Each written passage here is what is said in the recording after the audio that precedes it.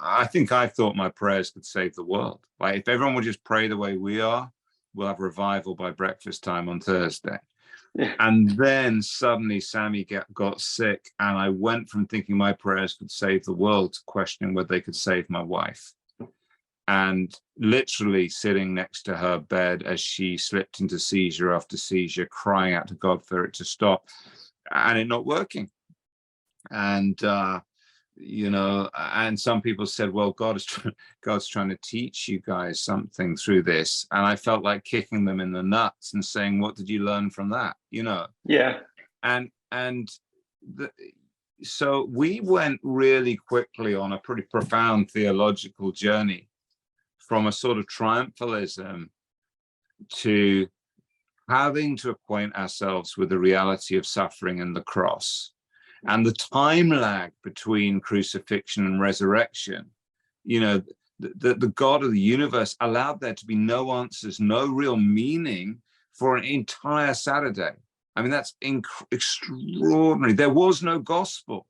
You know, Martin Luther said that on the cross, Jesus became an atheist. I mean, this is a level of emotional, psychological, and theological complexity.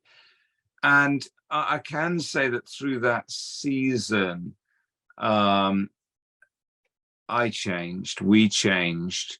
And although if you'd ever given me a big red switch to flick to make Sammy better, I would have flicked it without hesitation. I never got the switch. And therefore, I can now say I'm glad that we've changed and become the people we are through suffering, and we could not have become them if we had not suffered. So that's been a big deal.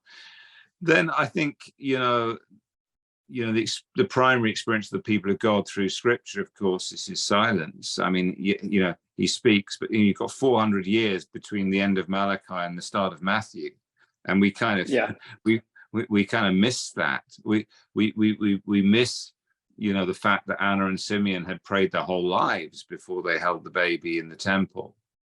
And so the silence of God is an integral part of what it means to be a disciple. And then now for some people, and St. John of the Cross, as you know, Julian, he codified this. He talked about the dark night of the soul.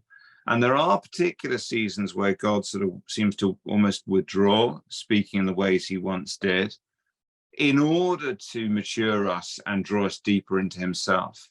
Now, I would say that if your dark night of the soul goes on more than about 6 months, it might be a psychological or psychiatric condition, or it might be something else. It probably isn't God. But I think there are seasons where, you know, maybe for 6 months or so, there is that sense of God withdrawing. The final thing I want to say to anyone listening to this is, don't make the mistake that I did. God's silence is not his absence.